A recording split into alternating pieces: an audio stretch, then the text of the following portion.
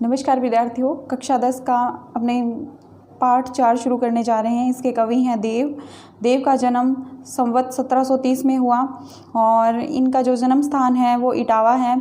इनके ग्रंथों से ज्ञात होता है कि ये इटावा के हैं और इनके वंशज आज भी इटावा में रहते हैं।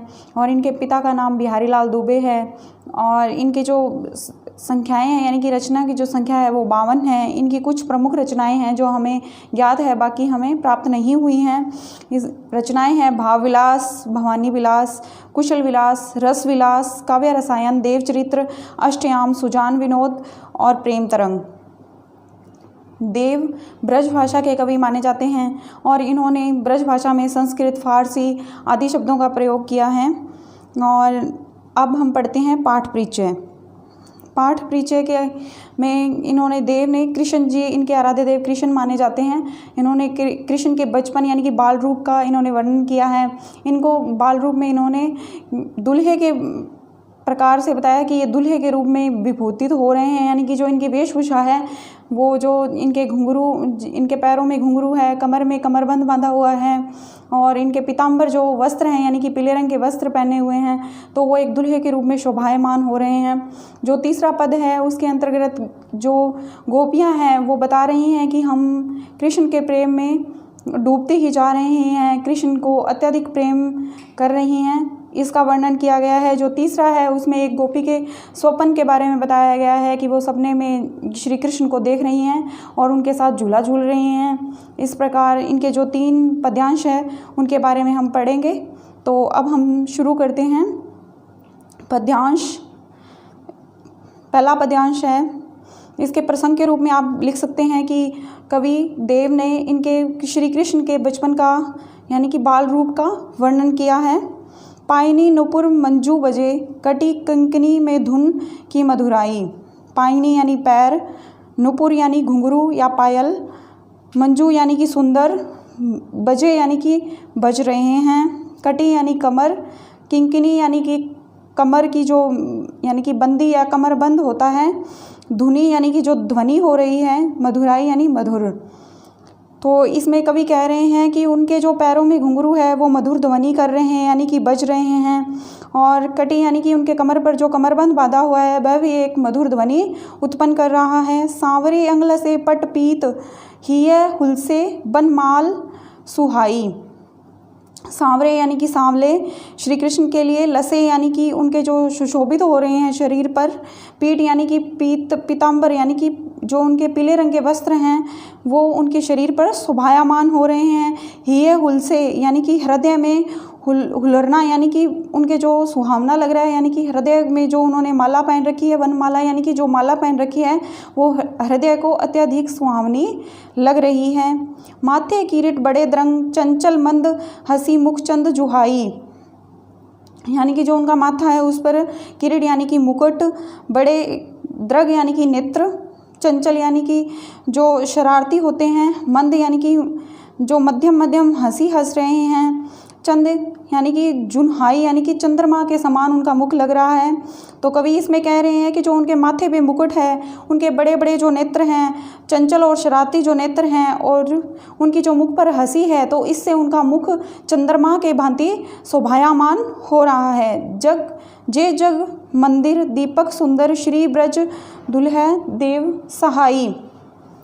यानी कि जो वो एक दीपक की भांति, जग में जैसे एक दीपक शोभायमान होता है वैसे ही वो दीपक में रखे हुए एक मंदिर में रखे हुए एक दीपक की भांति शोभायमान हो रहे हैं। ऐसे लग रहा है कि ब्रज में एक दुल्हा घूम रहा है, यानी कि जो दूल्हे का उन्होंने जो वेश धारण कर रखा है उनके लिए दुल्हा शब्द उपयोग किया गया है कि वो जो दुल्हा घूम रहा है ब्रज में। देव सहाई यानी कि सभी की सहायता करने वाले श्री कृष्ण, यानी कि सभी की सहायता करे श्री कृष्ण, ऐसे दुल्हे के रूप में वो घूम रहे हैं। बाल रूप का वर्णन है। तो इसमें उपमा अलंकार और इसमें जो दिया हुआ है मुखचंद जुहाई, इसमें उपमा अलंकार है, अनुप्रास अलंकार है। आप विशेष के रूप में ये लिख सकते हैं। साथ में ये लिख सकते हैं कि इसमें जो ब्रज भाषा है उसका सुंदर और सौष्ठव रूप उभर कर आता है।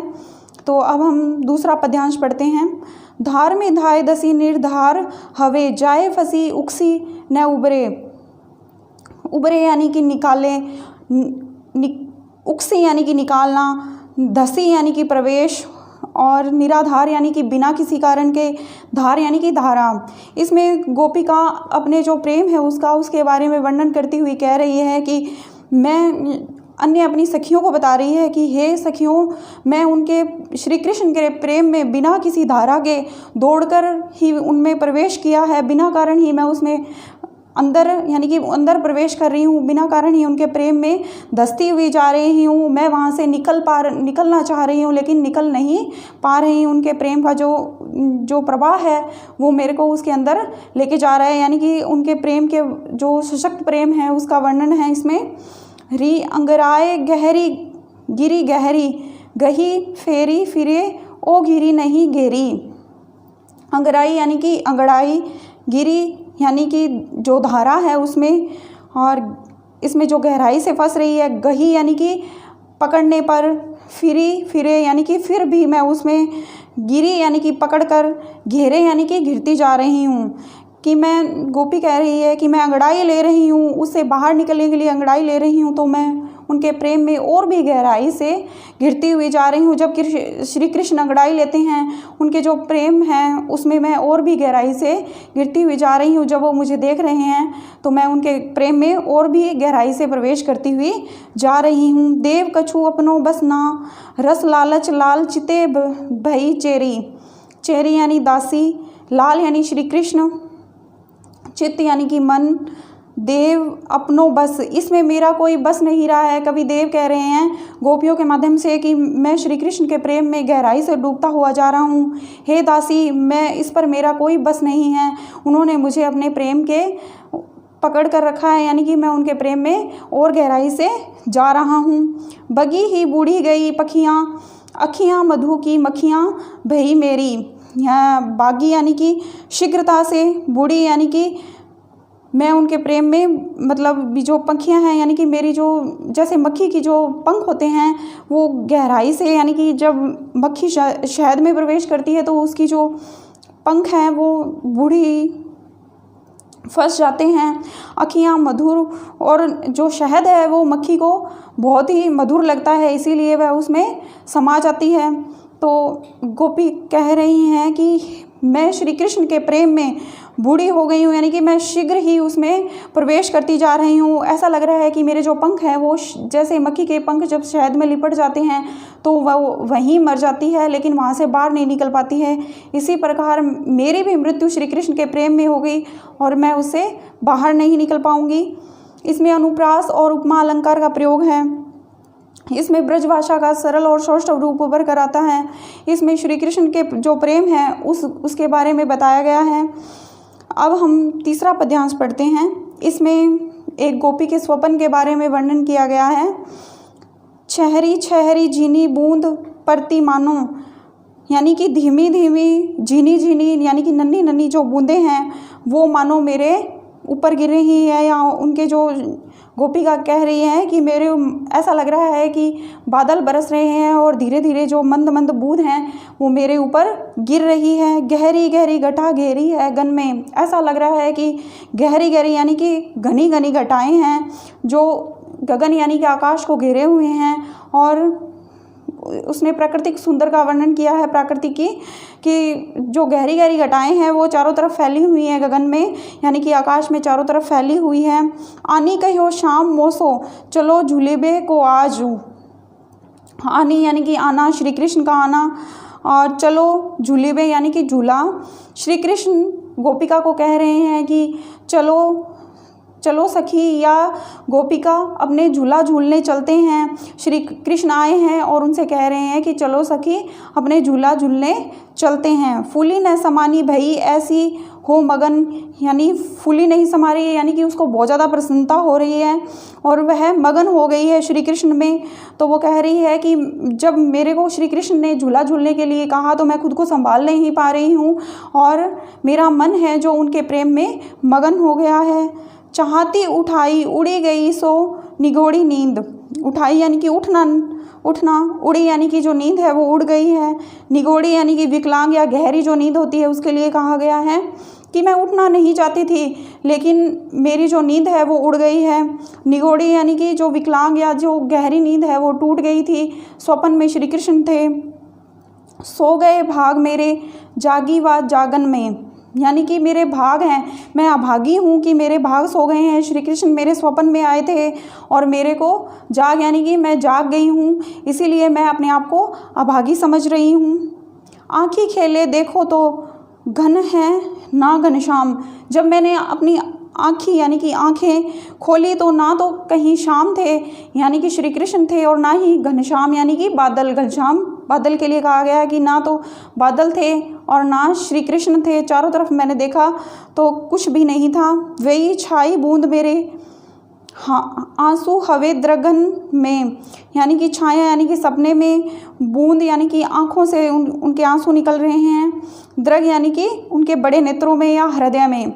तो गोपिका कह रही है कि जब मैंने ये देखा कि मेरे स्वप्न में श्री कृष्ण आए थे तो मेरी आंखों से आंसू बहने लगे हैं और मैं अपने हृदय के इस भाव को रोक नहीं पा रही हूँ। तो आप इसके विशेष में लिख सकते हैं कि इसमें अनुप्रास, उपमा और आदि अलंकारों का प्रयोग किया गया है, और इसकी जो भाषा है इसमें फारसी आदि शब्दों का प्रयोग किया गया है। तो अब हम करेंगे इसके प्रश्न उत्तर। वस्तुनिष्ठ प्रश्न है इसका। पहला प्रश्न है, कवि देव का जन्म स्थान क्या है? देव का जन्म स्थान इटावा है। गहरी गहरी घटा में कौन सा शब्दालंकार है? अनुप्रास शब्दालंकार है इसमें। श्री दुल्ह ब्रज की संज्ञा किसे प्रदान की गई है? तो श्री कृष्ण को प्रदान की गई है संज्ञा यह है। रस की लालची और दासी कौन हो गई है? जो गोपिका है वो कृष्ण के दर्शन की ओर लालची हो गई है। शाम ने किसे झूला झूलने के लिए आमंत्रित किया? गोपिका को कृष्ण ने झूला झूलने के लिए आमंत्रित किया। नेत्र को मधुमक्खी के समान क्यों बताया गया है? क्योंकि जैसे नेत्र किसी के प्रेम में डूब जाते हैं तो वहाँ से निकल नहीं पा रहे हैं। गोपिका कह रही हैं कि मेरे जो नेत्र हैं वो श्री कृष्ण के प्रेम में डूब गए हैं तो वहाँ से निकल नहीं पा रहे हैं। जैसे मक्खी किसी शहद को देख लेती है तो उसके पंख है वो शहद में लिपट जाते हैं और वो वहाँ से निकल नहीं पाती है, वैसे ही मेरा मन है जो कृष्ण के प्रेम में डूब गया है और वहाँ से निकल नहीं पा रहा है। नायिका के भाग क्यों सो गए हैं? नायिका के भाग इसलिए सो गए हैं कि श्री कृष्ण उनके स्वप्न में आए थे। वो बहुत अच्छा स्वप्न देख रही थी कि कृष्ण उनके साथ झूला झूल रहे हैं, लेकिन जब एकदम से उनकी नींद खुल गई तो वो ना तो उनके पास घन यानी कि बादल थे और ना ही घनश्याम थे, तो वो अपने आप को अभागी यानी कि उसके भाग सो गए हैं ऐसा मान रही हैं। अगला प्रश्न है, जय जग मंदिर दीप सुंदर से कवि का क्या तात्पर्य है? इसमें श्री कृष्ण के बारे में कहा है कि वो ब्रज के दूल्हे के रूप में लग रहे हैं। जो उनके वस्त्र हैं, जो पीताम्बर उन्होंने जो वस्त्र धारण कर रखे हैं, जो उनके पैरों में घुंघरू बंधे हुए हैं, तो वो जो उनकी ध्वनि हो रही है वो अत्यधिक शोभायमान लग रही हैं और वो ऐसे लग रहा है किसी मंदिर में जैसे दीपक प्रज्वलित हो रहा है, इसीलिए इस पंक्ति का उपयोग किया गया है। काव्य के आधार पर कृष्ण के सौंदर्य का वर्णन कीजिए। तो कृष्ण जो इसमें इनके सौंदर्य है वह अपूर्ण सौंदर्य बताया गया है। कहा गया है कि जो इनका सौंदर्य है वह एक दीपक के समान है और जो पीताम्बर रूप के जो इनके वस्त्र हैं वो उन पर और भी ज़्यादा सुंदर लग रहे हैं, और जो इन्होंने जो पाजेब या कमरधनी यानी कि जो उनके जो कमरबंद बांध रखा है वो उनके कमर पर बहुत ही अच्छा लग रहा है। इस प्रकार इनके सौंदर्य का वर्णन किया गया है। वो एक मंदिर में जैसे एक दीपक प्रज्वलित होता है उसके समान लग रहे हैं। इनका सौंदर्य बहुत ही अक्षोभनीय यानी कि जो वर्णन से परे हो ऐसा लग रहा है। पठितांश के आधार पर देव की काव्यगत विशेषताओं पर प्रकाश डालिए। तो इसकी जो इनके जो भाषा है उसका कलव पक्ष और भाव पक्ष दोनों ही समृद्ध है। इनकी कुछ काव्यगत विशेषताएं हैं, जैसे इनकी भाषा, इसमें कवि की भाषा ब्रज है तो इसकी जो सरस मधुर और प्रवाह है जो इनका जो है भाषा का वो बहुत ही अच्छा है। इनकी जो ब्रज भाषा है वो ठेठ संस्कृत यानी कि संस्कृत के शब्दों का, फारसी शब्दों का इसमें प्रयोग किया गया है और इसमें आकर्षण और जो आकर्षण है वह अति चमत्कार उत्पन्न कर रहा है, यानी कि झरी झरी जो शब्द है, गहरी गहरी, ऐसे शब्द प्रयोग किए गए हैं। काव्य शैली, इनकी काव्य शैली मुक्तक है। इन्होंने जो छंद लिखे हैं वो मुक्तक रूप में लिखे हैं, वो कहीं से जुड़े हुए नहीं हैं, इसीलिए मुक्तक कहते हैं। इन्होंने जो अलग अलग पद्यांश है वो अलग अलग, एक बालकाल का है और उससे एक जो जब वो युवावस्था में होते हैं तो उसका है, इसलिए इनका जो शैली है वो मुक्तक शैली है। छंद, कवित छंद का प्रयोग किया गया है। इसमें असाधारण अधिकार प्राप्त था, यानी कि जो कवि देव हैं इन्होंने सिर्फ कवित छंद में ही इनकी रचनाएं हैं, इसीलिए इनको इसमें अलग ही स्थान प्राप्त हुआ था। सेवैया छंद का भी इन्होंने सहजता से उपयोग किया है। अलंकार, कवि देव ने अनुप्रास, यमक, श्लेष और रूपक, उपमा आदि अलंकारों का प्रयोग किया है। जैसे उन्होंने उनके मुख को चंद्रमा के समान बताया है, इसमें उपमा अलंकार है। और जग मंदिर में रूपक अलंकार है। इस प्रकार आप लिख सकते हैं। रस, देव प्रधान रस इनका श्रृंगार रस था। इसमें इन्होंने संयोग और वियोग दोनों ही श्रृंगार रसों का बहुत ही सहजता से वर्णन किया है। भाव विभूति, इनकी जो हृदय की भावनाएं हैं वह इनके बाल रूप में, जैसे आप देख रहे हैं कि इनका जो बाल रूप है इन्होंने बहुत ही भावनाओं के साथ उसको उकेरा है, यानी कि जब हम इस पद्यांश को पढ़ते हैं तो हमें ऐसा लगता है कि हम उनके जीवन को संजीव चित्रण के रूप में ही देख रहे हैं। तो इनकी जो भाव विभूति है, यानी कि जो भाव इनका है वो बहुत ही अच्छे रूप से सामने उभर कर आता है। तो ये था हमारा पाठ। तो धन्यवाद।